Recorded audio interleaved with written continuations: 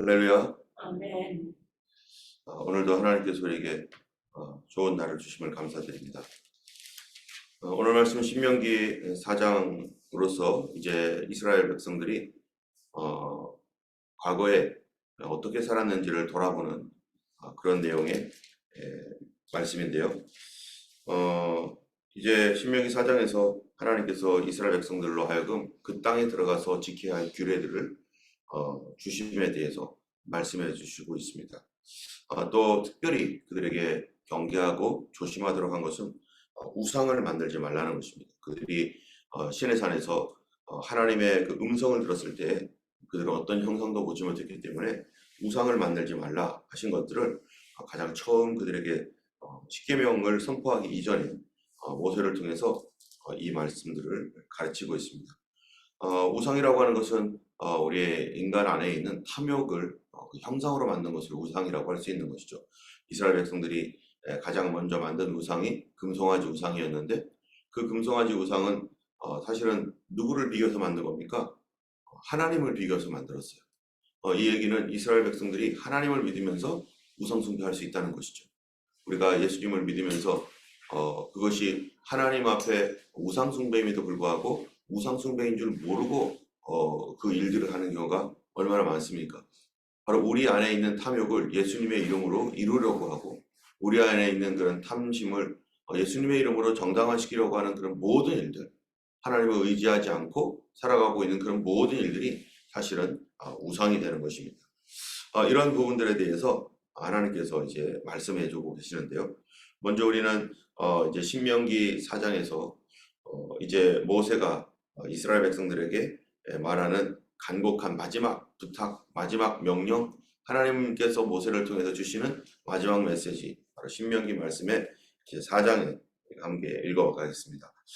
1절에 보니까 이제 이렇게 말을 하고 있어요. 이스라엘아, 이제 내가 너희에게 가르치는 규례와 법도를 듣고 준행하라.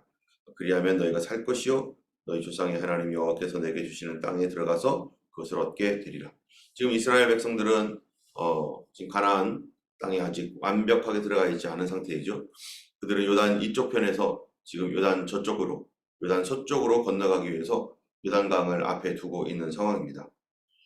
그러나 이미 그들은 하나님께서 주신 약속의 땅이 있기 때문에 그 약속의 땅은 그들의 땅으로 그들은 인식하고 있고 그 땅을 그들은 차지하기 위해서 들어가려고 하는데 하나님께서는 그들에게 먼저 주신 말씀은 규례와 법도, 그 땅에 들어가서 어떻게 살 것인가 라고 하는 그러한 그 규례와 법도를 하나님이 주셨어요.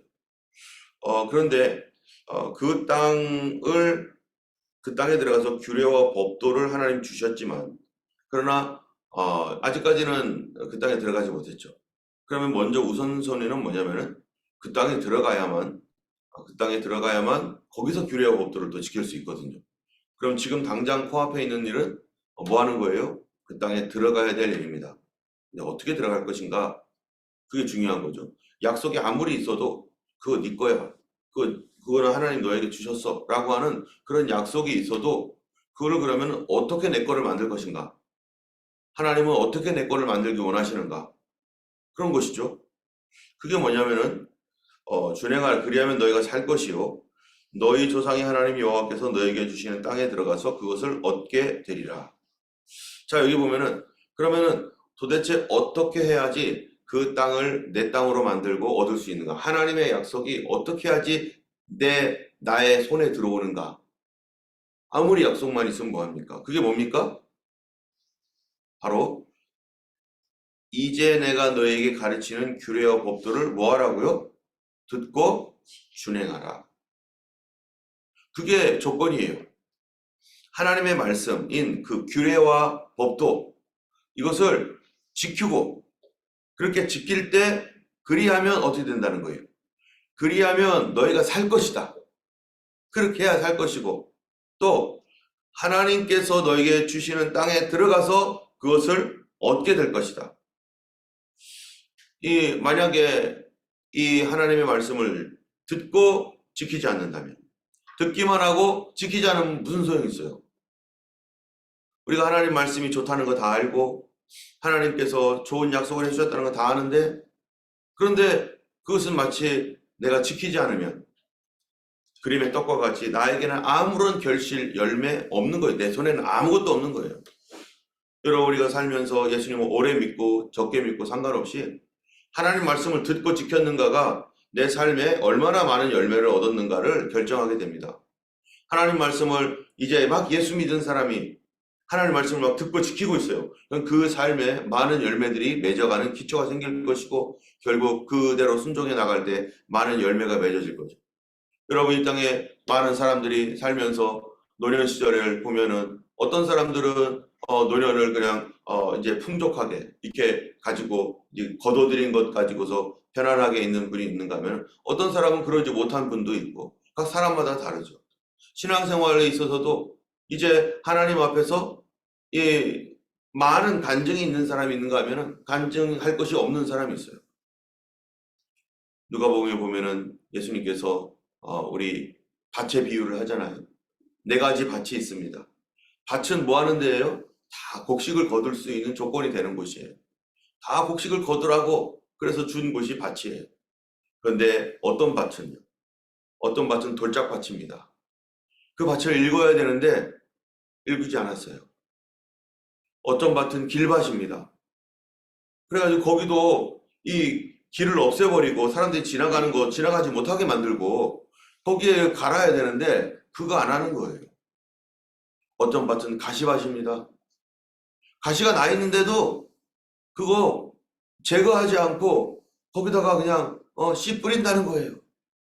어떤 밭은 좋은 밭입니다. 좋은 밭 그냥 됩니까?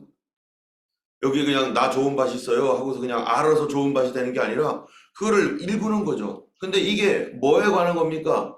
바로 우리 마음에 관한 것이죠. 우리의 마음이 좋은 밭이면 착하고 좋은 마음으로 하나님 말씀을 받아서 그대로 순종하는 것. 근데 이 가시밭과 같은 게, 가시밭은 뭡니까? 이 세상의 염려와 걱정, 그 다음에 돈에 대한 탐심과 욕심, 이런 것들이 이 속에 가득한 거예요. 어떤 사람들은 돈이 가득해요, 마음속에. 교회 나오는데 돈 생각밖에 없어요. 집사가 되고 신앙생활을 이렇게 하고 저렇게 하고 하는데요, 돈 많이 벌어야 된다는 어떤 관념, 이런 것들이 막 우리 속에 있어요. 그러면은 그의 기도 제목은 오직 뭐밖에 없어요? 오직 돈밖에 없어요. 그러니까 하나님을 이용해서 돈벌이를 하고자 하는 거죠. 그것이 바로 우상숭배입니다. 특별히 오늘날 우리가 이 세대를 살면서 지금 아예 그 코로나 이후에 지금 집값이 상승하고 지금 사람들이 지금 돈이 없어가지고 막 내몰리를 파네 막 이렇게 살고 있습니다. 이럴 때 돈이 더 궁핍합니다. 돈이 더 없어집니다. 그럴 때 성도는 어떻게 해야 됩니까? 성도들은 돈 벌러 기도하는 거 줄이고 말씀 공부하는 거 줄이고 돈 벌기 위해서 밖으로 나가야 되는 겁니까? 아니면은 뭐를 해야 됩니까? 하나님이 원하는 게 뭡니까? 하나님은 우리의 공급자이신데, 그런데 우리가 하나님 앞에 헌신하며 순종했던 것마저도 다 포기해버리고 주일도 포기해버리고 만약에 그렇게 나간다면 그것은 하나님의 방법이 아니기 때문에 결코 내가 원하는 것들을 하나님의 뜻 안에서 하나님 주신 것을 얻을 수가 없는 거예요. 사단이 이거를 통해서 뭐 합니까? 우리의 신앙을 다 도둑질하고 믿음을 다 갉아버리면 그 다음에는 하나님과의 관계와 이런 것들이 다 끊어져 버리면요, 사람에게 제일 먼저 오는 게 있어요. 여러분, 사람에게 하나님과의 관계가 약해지면 뭐부터 올까요? 두려움부터 옵니다. 아담과 하와가 범죄했었을 때 그들이 가장 먼저 가졌던 것이 두려움이에요. 하나님과의 관계가 깨지면 사람과의 관계에 있어서도 두려워지고 이 세상 살아가는 것들이 두려워지고 모든 것들이 두려워지는 거예요. 이 두려움 때문에 반응을 하게 되고, 그 두려움에 의하여 반응하면 그게 하나님 말씀에 의하여 반응하는 게 아니라 두려움에 의하여 반응하기 때문에 어떻게 되는 거예요? 결국 더 무너지게 되고, 믿음은 더 무너지게 되고 하나님은 떠나게 되고 자기 삶도 두려움 가운데 반응했기 때문에, 그것이 만약에 사단이 주었던 두려움이라면 사단의 말에 순종하는 거기 때문에 망하고 죽고 깨지는 것은 당연한 수순인 것입니다. 때문에 이 세상에 살아가면서 이러한 어려운 경제적으로 어려운 시기라든지 이럴 때 정말로 성도들이 하나님을 배우는 시기입니다. 우리가 코로나 때 어떻게 했습니까? 어떻게든지 믿음 잃지 않기 위해서 매일매일 모여서 그 어느 때보다도 기도했어요. 가장 기도할 수 없을 때 가장 기도를 했습니다. 다른 곳에서는 우리는 못 모이기 때문에 기도도 못해, 알아서 해야 돼 하면 서바이벌 할 때 우리는 매일 모여서 이 줌으로 모여가지고 매일 기도했습니다. 그랬더니 성도들이 신앙이 그래도 지켜졌고, 그래도 하나님 앞에서 우리가 그때 믿음으로 살았었다, 우리가 믿음으로 하나님 앞에 반응했었다라고 말할 수 있는 거죠. 여러분, 우리가 어떤 문제가 생길 때, 여러 가지 힘든 일들이 생길 때 우리가 어떻게 반응하느냐? 어떤 사람들은 믿음 없는 반응을 하고 어떤 사람들은 믿음으로 반응하는데, 하나님 앞에 순종하는 반응, 하나님께서 우리에게 주신 믿음과 약속들을 소중하게 여기고 그거를 지키기 위해서 하나님 앞에 엎드리고 하나님께 순종하는 반응을 할 때 우리의 공급자이신 하나님께서 우리에게 모든 것을 채워주시고 보호해주시고 밀어주시고, 그런데 하나님 말씀이 아니라 인간적인 두려움 때문에 하나님 앞에 헌신했던 것들, 하나님 뜻대로 그동안에 이렇게 나아갔던 것들을 다 쓱쓱쓱 내려놨을 때 믿음도 떨어지고 우리가 생각했던 것들, 그런 것들이 하나도 되지도 않게 되는 것입니다. 때문에 이러한 곤란한 이런 시대에는요, 정말로 다시 한번 하나님 말씀대로 우리가 반응하는 것, 내가 믿음으로 결단하는 것, 내가 하나님의 것들을 조금도 줄이지 않겠다, 내가 하나님 앞에 헌신하고 순종했던 것들을 내가 조금도 줄이지 아니하고 하나님 앞에 엎드리겠다. 그러면 공급하시는 분이 누구예요? 하나님이신 거예요. 그런 하나님을 체험해야 되는 거죠. 어려울 때는 하나님을 체험하는 기회이고, 어려울 때는 하나님의 도움을 받아야 될 기회이지, 어려울 때 하나님을 놔버리고 세상적으로 반응하고 이렇게 나갈 때 하나님도 잃어버리고, 그 다음에 이 세상에 있는 하나님 주신 복도 잃어버리고, 바로 이스라엘 백성들의 과거 역사가 바로 그런 거죠. 이스라엘 백성들이 외부에서 전쟁이 들어오고 공격이 있고 막 어떤 도전들이 있을 때 이스라엘의 왕들은 어떻게 반응했는가?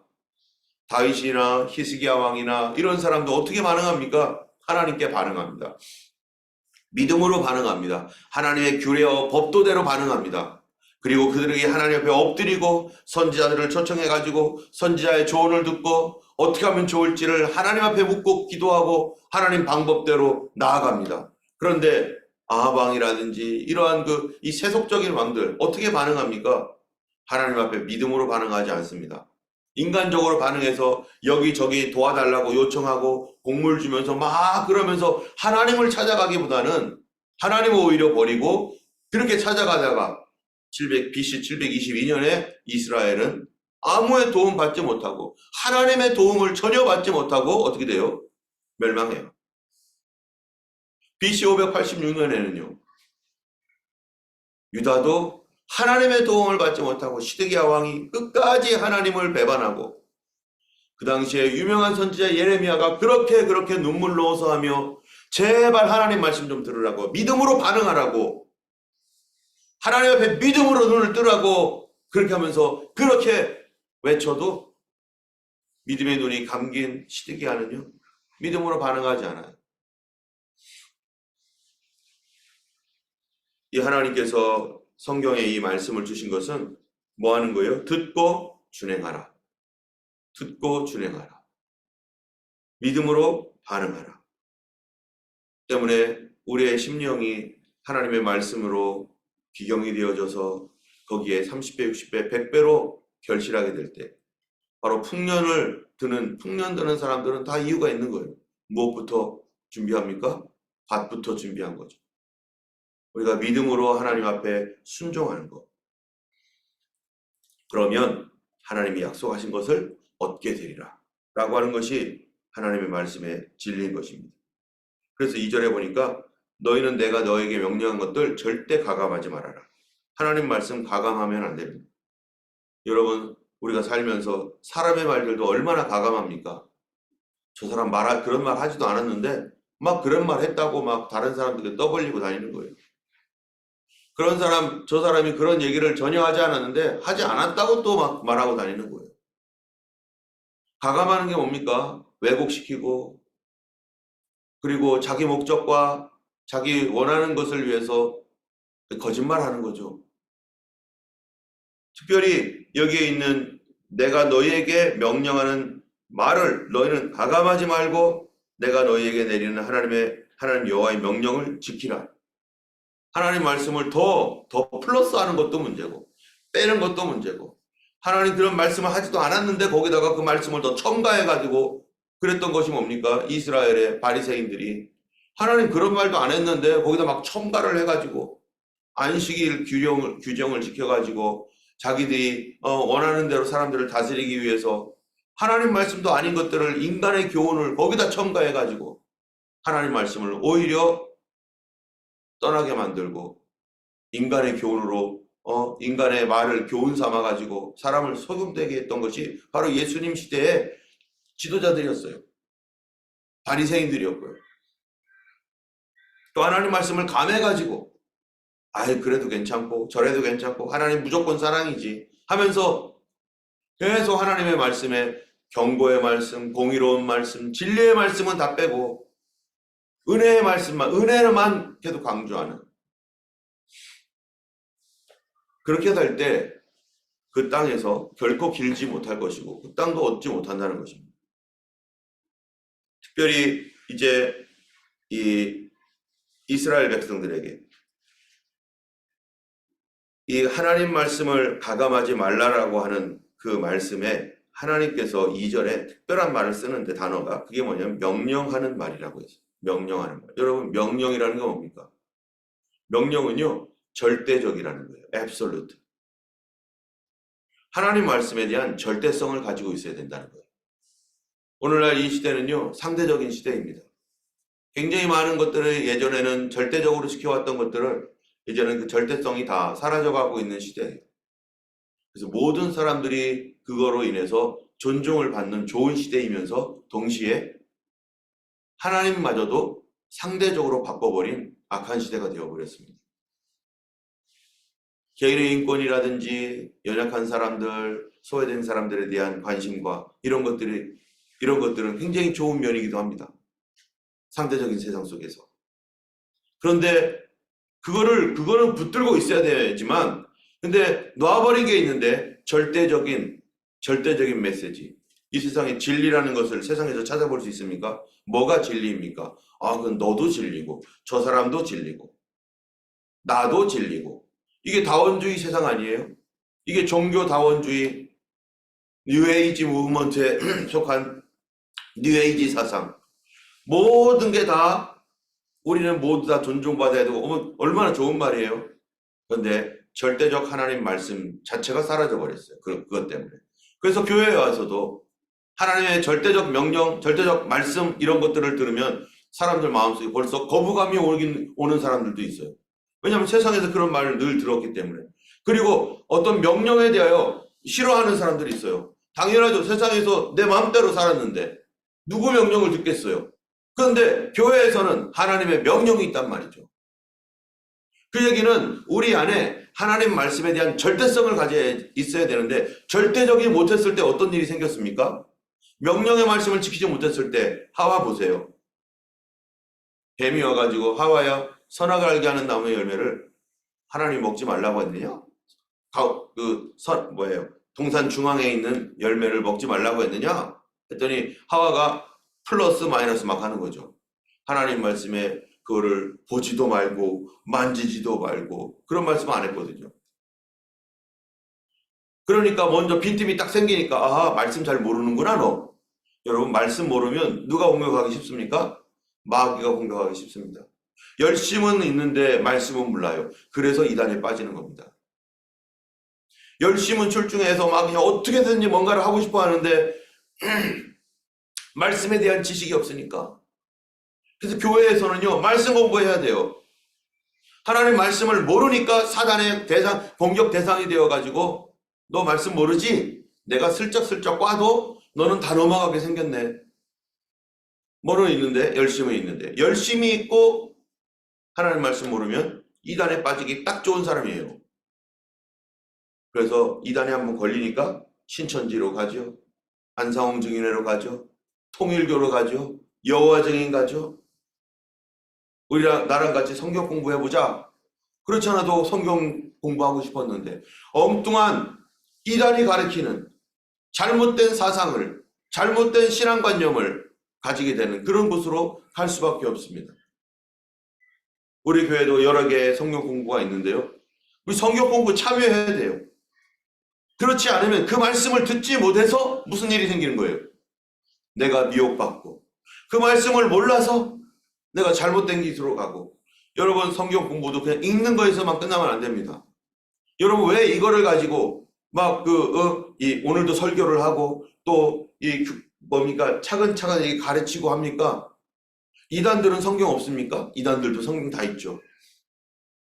근데 뭐가 달라요? 이단과 정통이 뭐가 달라요? 해석이 달라요. 똑같은 성경 가지고 있어요. 근데 해석이 달라요. 하나님 말씀을 다른 툴을 가지고 해석을 해야 되는데 엉뚱한 툴로 해석을 하니까, 그러니까 영지주의 같은 것이 나오고 그리고 신천지 같은 것들이 나오고 해석이 다르니까.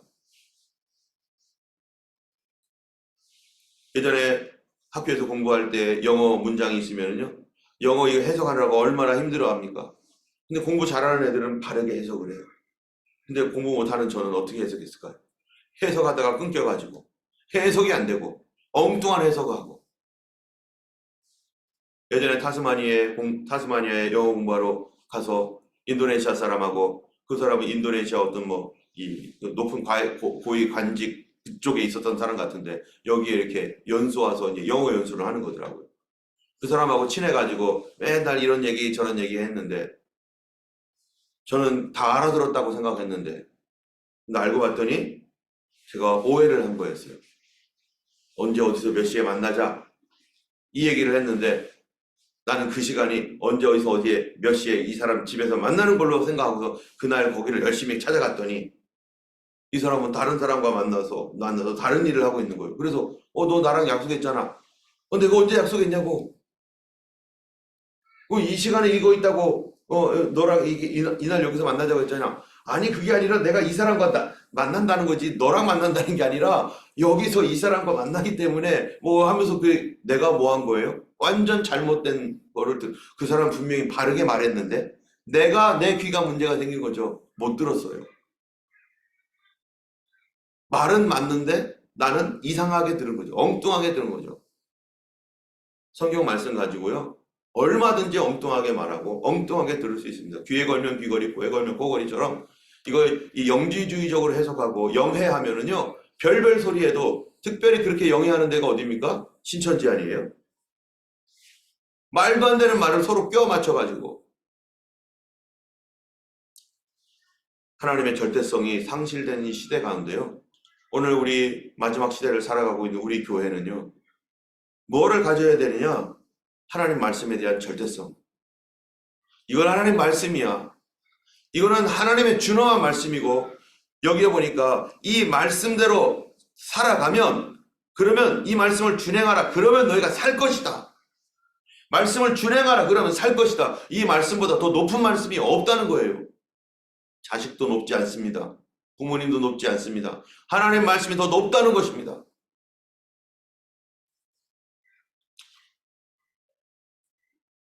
이런 오늘날 상대적인 세상 속에서 절대성을 지킨다는 것이, 하나님 말씀의 절대성을 지키는 것이 오늘날에는 믿음 지키는 것이 되었습니다. 우리가 하나님 말씀에 대한 절대성을 회복해야 될 것입니다. 이스라엘 백성들에게 3절에서 특별히 강조하는 게요, 우상 숭배하지 말라. 그 땅에 가면 우상을 만들지 말라. 그러면서 이런 모든 말씀들을 하나님께서 이스라엘 백성들에게 전하면서, 만약에 너희가 하나님의 규례와 법도를 지키면 너희가 살 뿐만 아니라, 그리고 그 땅에 들어가서 그 땅을 얻을 뿐만 아니라 그 주변 사람들에게도 어떤 이 평가를 받을 것인가. 6절에 보니까 이렇게 말해요. 너희는 지켜 행하라. 그죠? 지켜 행하라. 이것이 여러 민족 앞에서 너희의 지혜요 너희의 지식이라. 그들이 이 모든 규례를 듣고 이르기를 이 큰 나라 사람 과연 지혜와 지식이 있는 백성이로다 하리라. 여러분, 하나님 말씀을 지켜 행하는 것, 그게 뭡니까? 그게 지혜이고 그게 지식이라는 것입니다. 하나님 말씀을 하나님 말씀대로 지켜 순종하는 것. 여러분, 세상 지혜는 어떻게 해요? 어떤 문제들을 잘 풀어내고 살살살 빠져나가고, 이게 지혜죠. 근데 하나님의 지혜는 십자가의 도가 멸망하는 자에게는 어리석은 것이고, 이 십자가의 도는 하나님의 능력이고 지혜고, 그래서 이 세상 관원들은 어떻게 해요? 그 하나님의 능력과 지혜이신 예수 그리스도를 알아보지 못하고 그를 십자가에 못 박았는데, 이 세상 지혜는 하나님을 십자가에 못 박는 지혜, 하나님을 대적하는 지혜였다는 거예요. 그때 삶에 잘못된 적용이 일어났다는 거죠. 하나님의 뜻을 알지 못했어요. 그때 이 세상 사람들이 관원들이 누굽니까? 이스라엘 관원들이 했단 말이죠. 그 사람들이 바로 바리새인이고 사두개인이 성경을 연구했던 사람들이에요. 근데 성경을 연구하고 가르쳐야 될 이 사람들이 바로 하나님의 아들을 십자가에 못 박는 일을 했습니다. 그들이 하나님의 말씀을 왜곡했기 때문이고, 그들이 잘못된 적용을 했기 때문이에요. 왜냐하면 그들의 마음이 하나님 말씀을 지키지 않고 절대성이 없었고, 왜곡된 잘못된 해석을 가지고 사람의 교훈을 삼아가지고 그거를 붙들고 있었기 때문에, 하나님 말씀이 기초가 아니라 그들의 랍비가 가르쳐줬던 그런 말들을 하나님 말씀처럼 그거를 붙들고 있었기 때문에, 그러므로 잘못된 적용에 의해서 그들은 결국 예수님을 십자가에 못 박는 적용으로 갔습니다. 여러분, 우리의 적용이 성경 말씀을 보면서 우리가 어떻게 적용할 것인가? 잘못된 적용은 예수님을 십자가에 못 박는 적용까지 할 수 있어요. 어떻게? 잘하는 줄 알고, 그것이 옳은 줄 알고. 지혜라는 게 뭡니까? 하나님의 뜻을 분별하는 게 지혜 아니에요? 그런데 나는 하나님의 뜻을 분별했다고 하는데, 그런데 잘못된 적용을 해버리는 거예요. 지식도 뭡니까? 지혜와 지식. 지식도 분별이에요. 여러분, 분별하고 이해하는 거, 그게 지식입니다. 근데 분별을 하려면 제일 먼저 갖고 있어야 할 게 뭡니까? 분별을 한다. 우리가 이런 거죠. 참 맛있다. 이 음식은 맛있다 라고 할 때, 내가 맛있는 것에 대한 뭐가 있어야 돼요? 나의 기준이 있어야 될 거 아니에요? 크다. 그러면 뭐가 큰 거예요? 작다. 뭐가 작은 거예요? 크다라고 하는 어떤 기준이 있어야 될 거 아니겠어요? 여기 앞에 카메라가 있는데, 카메라보다 크다. 아니면 여기 사람이 있으면, 평균적인 사람의 신장보다 더 클 때, 저 사람은 큰 사람이야. 더 작을 때, 저 사람은 좀 작은 사람이야. 이 크다 작다라는 것도 기준이 있고, 무겁다 가볍다. 도대체 뭐가 무거운 거예요? 일반 평균 수준의 사람들의 몸무게보다 더 많이 나갈 때 너무 무거워. 더 낮게 나갈 때 너무 가벼워. 살 좀 찌어야 되고, 그게 뭡니까? 기준이 있어야지만이 분별되는 거 아니에요? 큰지 작은지 옳은지 그른지 기준이 없어요. 오늘날 학교나 사회에서 다 네가 기준이고 기준 없어. 그런 거 절대적 기준이 없어요. 그러니까 분별이 안 되는 거예요. 그러니까 지식이 없는 거죠. 여러분, 성도들이 하나님 앞에서 지식이 있는 백성이 되려면 기준이 있어야 됩니다. 그 기준이 뭡니까? 하나님 말씀이죠. 성경 말씀의 기준이 없으면 뭘로 기준을 삼을 거예요? 내 감정, 내 경험, 내 생각, 또 내가 일반적으로 우리가 알고 있는 전통, 이런 게 기준이 되겠죠. 내가 학교에서 배운 그런 학문, 지식, 사람의 생활 속에서 나온 그런 것들을 기준으로 삼는다면 한국의 기준이 다르고 중국의 기준이 다르고 미국, 러시아, 일본, 호주 기준 다 달라요. 절대적 기준이 있는가? 여기서는 옳은 것 같은데 저기서는 그런 게 통하지 않잖아요. 온 시대를 관통하고 온 세대와 온 세상에 관통되는 영원한 그런 기준, 하나님 말씀, 가치 판단의 기준, 옳은가 그른가, 무엇이 정말로 더 가치 있는 일인가, 근데 이 기준이 없으니까 중요하지 않은 건 모르고, 그래서 성경에 보니까 뭐라고 그래요? 이 세상 것들을 계속 사랑하고 추구하고, 왜 그렇게 합니까? 이 세상을 사랑하지 말라, 이 세상에 마음 두지 말라 그랬는데 불구하고 우리 왜 그거에 마음을 두고 왜 그럽니까? 가치관이 거기 있으니까, 나의 가치 기준이 그거니까, 잘못된 기준에서 보니까 영원한 것을 보지 아니하고 자식들을 위해서, 손자들을 위해서 모든 것을 다 포기하고 거기다 막 바치고. 뭐가 잘못됐어요? 기준이 잘못된 거예요. 자기 생각, 자기 기준, 하나님 말씀과 맞춰보지 아니하고 내가 결정한 대로 가는 거, 그게 죄악이고, 그게 우상숭배고, 그게 아무 열매 없는 삶으로 끝나게 되는 것이고, 모든 사람들에게 비난받을 수밖에 없고, 하나님 나라에서도 칭찬이 없는, 뭐가 없으니까요? 기준이 왔다 갔다 하니까. 하나님 말씀의 절대적 기준을 상실해버렸기 때문에. 우리에게 가장 큰 소원, 저도 마찬가지지만 정말 후회하지 않기를 원합니다. 후회 없는 삶을 어떻게 살까? 그것은요, 하나님 말씀을 기준으로 삼을 때 하나님이 열매 맺게 해주시고, 하나님이 보장해 주시고, 하나님의 기적을 경험하게 되는 거죠. 어려운 일이 생기고, 재정적인 문제가 생기고, 또 힘든 일이 있을 때 성도들은 그것 때문에 하나님을 경험하는 기회를 갖고, 하나님 앞에 엎드려 하나님의 도우심을 구하고 그분의 능력을 체험할 수 있는 기회에, 세상을 쫓아갔던 수많은 왕들처럼 이스라엘의 왕들의 모든 일들이, 잘못된 그 사람들이 도전 앞에 인간적 방법으로 사용해가지고 이리 튀고 저리 튀고 하다가 하나님 버리고 기도하지 않고, 기도 시간 줄이고 말씀 시간 줄이고, 그래서 그들이 하나님의 지식이 없고 하나님의 지혜가 없어서 분별 기준조차도 없어져 버려가지고 결국 시드기야 왕처럼 망하고 호세아처럼 망해버리는, 그러나 하나님 말씀 앞에 엎드렸던 그런 이사야의 충고를 듣고 히스기야가 어떡합니까? 죽을 목숨 앞에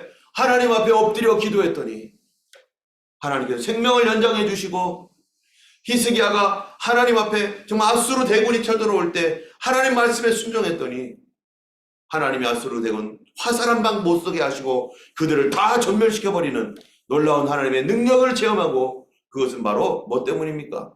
그가 하나님 의지했기 때문입니다. 우리는 오늘 하나님 의지하는 규례에 있는 백성들, 하나님의 법도와 규례를 지키고 하나님 말씀의 절대성을 지키는 그런 하나님을 경외하는 우리 모두가 되기를 예수님의 이름으로 축원하고, 그 결과를 우리가 보게 될 줄로 믿습니다. 기도하겠습니다. 거룩하신 하나님 아버지, 감사합니다. 오늘도 주님 저희와 동행하여 주시며